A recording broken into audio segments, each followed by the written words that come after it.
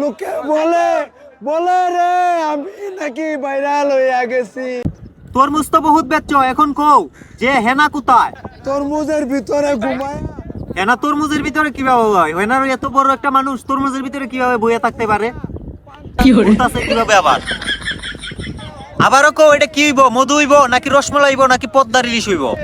মধু মধু মধু মধু মধু মধু মধু। ওই কি রে? আচ্ছা ভাই, তুমি এখন কাটো, আর এটার মধ্যে কি হইব তুমি আমার এটা বইলা দাও। ওই কি রে?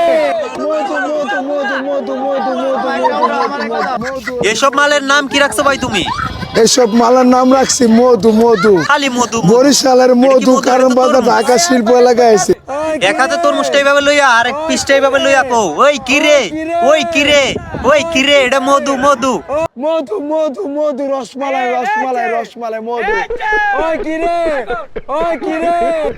খালি ওই কি রে কি রে, ভিডিও করবো না, যাও সব বাদ বাদ।